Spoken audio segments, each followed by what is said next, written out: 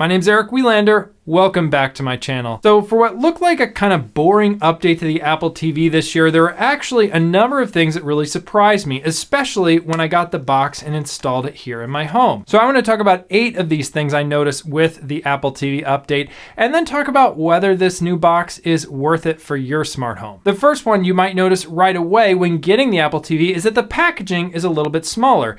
And that's because in part, Apple made the actual Apple TV box a little bit smaller than the previous generation. They removed the fan and restructured some of the internal components.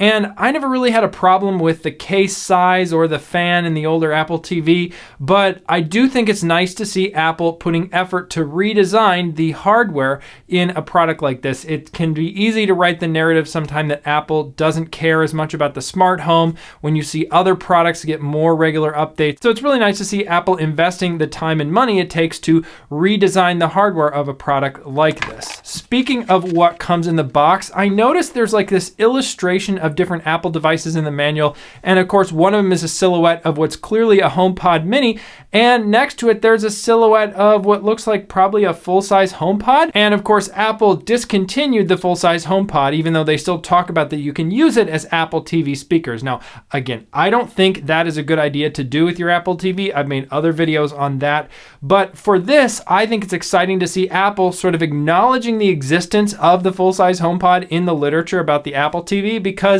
it hints at that there might be another full-size HomePod coming. I think if Apple discontinued that product line and didn't plan to ever bring it back, they wouldn't nod to it in some of their new literature. They just kind of pretend it never existed. Now, speaking of Apple tipping their hand to future product updates, number 3 on my list is the new remote comes with USB-C. Otherwise, it's exactly the same. Now, the USB-C part itself isn't that much of a surprise to me. It seems like the natural move for Apple to transition more of their products to charge with USB-C, whether it's forced by a regulatory body like the EU or just by market direction. And as much as I already have devices that charge by USB-C, like the iPad mini here that I'm reading my notes off of for this video, I hadn't seen 2 literally identical products like this Apple TV remote where I have one that charges with Lightning and one that charges with USB-C. And when you put them side by side, you notice how much bigger the USB-C hole is compared to the Lightning one. I wonder if this is going to be more susceptible to getting crumbs or lint or other just junk from your couch and your living room into that hole for the remote. We'll see as this remote lives out more in the wild, but it is definitely overall a positive change, I think, that Apple's moving the remote to USB-C. And if you want to upgrade an existing Apple TV to the new remote, you can get one of these remotes for the low price of $60 US. Another thing that really surprised me about this Apple TV is the setup process, because like a lot of Apple products these days, you simply hold your iPhone or other Apple device near it during setup, and it uses some special communication, probably through Bluetooth, to just get your Apple ID and Wi-Fi passwords and other stuff it needs to set up. And then going through the rest of the setup was very easy. I have my home screens set to sync across all of my Apple TVs, so all of my apps and their positions on the screen synced right over and started installing right away after setup. But then when you go to open those apps, you have to sign in to each account. Now, of course, I could autofill the passwords for these using the remote app on my iPhone as a keyboard, and then that can plug into iCloud Keychain or 1Password that I use for managing passwords. But it just would make way more sense if Apple could just talk to iCloud Keychain right there on the Apple TV and sign me in automatically. Now, the 4th thing that surprised me about this Apple TV update is that I really didn't notice a difference after I installed the box. So of course I put it in my AV closet, but then I'm not really looking at the Apple TV while I'm using it on my television. All the grid of apps and everything work the same. I don't really notice too much of a difference with the faster processor or more storage. There is support in this new Apple TV for HDR10+, and that can be nice if your TV doesn't support Dolby Vision. Apple also told The Verge and TechCrunch that QMS VRR is coming in a future software update, and this is a quick media switching variable refresh rate update, which basically means that when you're playing content and you have something like match content on, where you want the frame rate to sync to the content, so like if you watch a 24 frame per second movie, your TV and everything will refresh at 24 frames a second.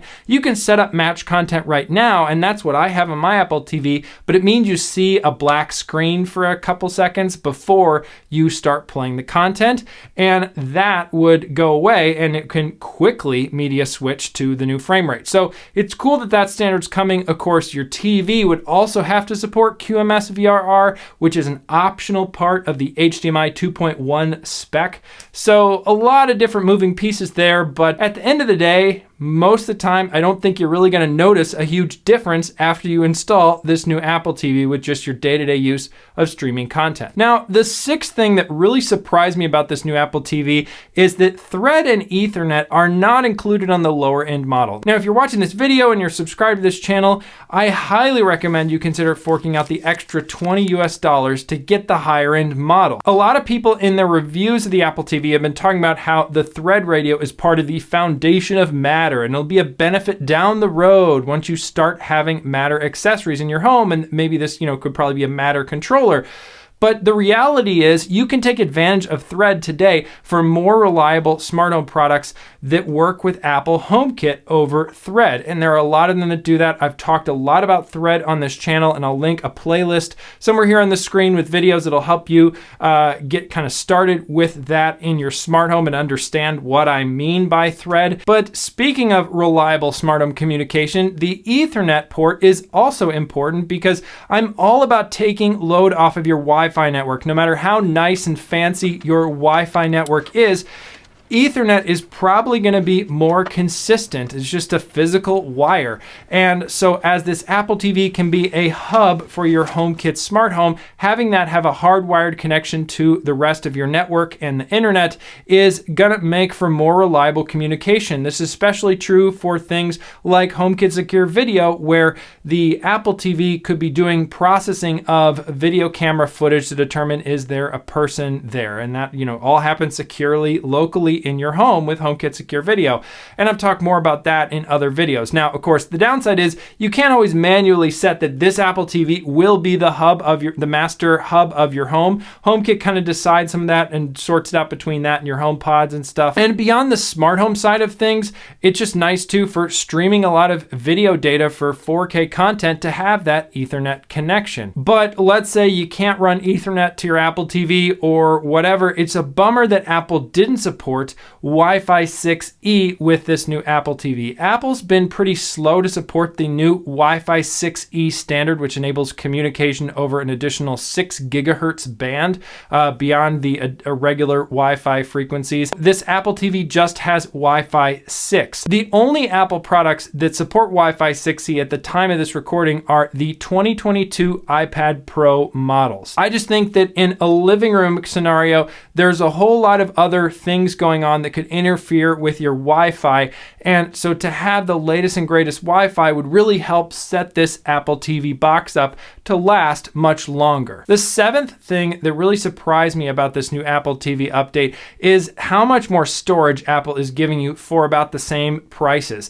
So the lower end model gets 64 gigabytes of storage and the higher end one gets 128 gigabytes of storage. Now, there aren't too many uses for that extra storage on the Apple TV. I wonder if it wasn't that Apple was just having trouble getting the storage chips that they used to use at the smaller sizes for the Apple TV. But regardless, the increased storage will give you more room to store games you might install on your Apple TV if you like to put a lot of games on there, or just downloading lots of Apple's beautiful screensavers that you can show on your TV when you're not watching something else. I imagine it could be good for caching iCloud photo library data as you're swiping through a bunch of photos as a family. So there could be advantages here, and I wouldn't be surprised if Apple makes better use of the storage with future features they add to the Apple TV over time, but maybe that's a little bit of wishful thinking. Either way, it's nice to have this kind of a margin in the storage department. It will help future-proof this Apple TV to work for you longer. Now, the last thing that surprised me about this Apple TV update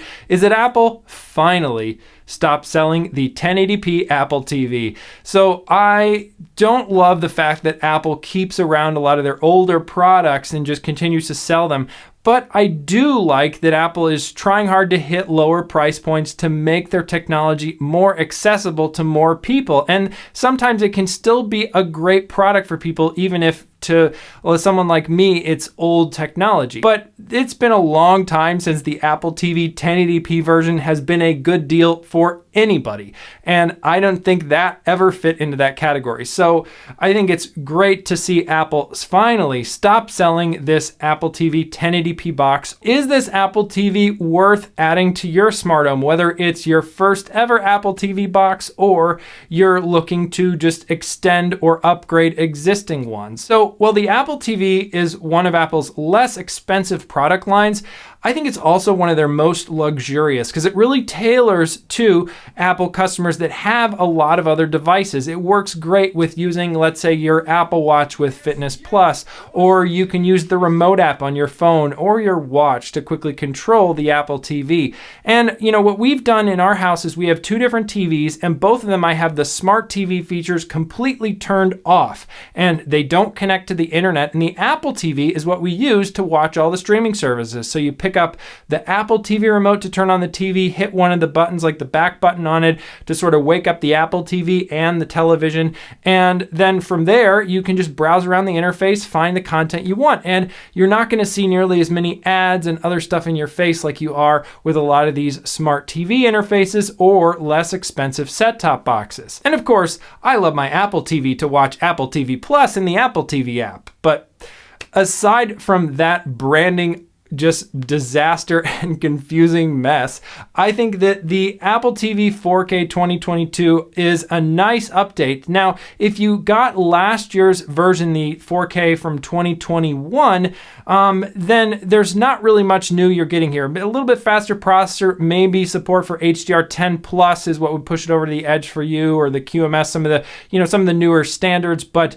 overall, you're not really getting a big upgrade. I don't think you're going to notice a huge difference with the processor or the storage. But if you followed my advice last year and did not upgrade your Apple TV 4K to the 2021 version, then I think if you have a previous generation 4K or any earlier Apple TV model, it's going to be a big upgrade. And like what I do here in my home is I'll buy the new Apple TV, put it on my best TV, and then sort of move the other Apple TVs down the line and then give away or recycle the one at the end that I'm not using. And if you are getting a new Apple TV, I really strongly encourage you to look at just the higher end version. I think if you're into smart home tech, it's going to be a way better option to have the Thread radio and then also the option of Ethernet, whether you use those things today or you end up using them down the road. Now, for some of you who've been following the channel for a while, you know that I took an extended break in 2022 from publishing on YouTube to take care of some personal things.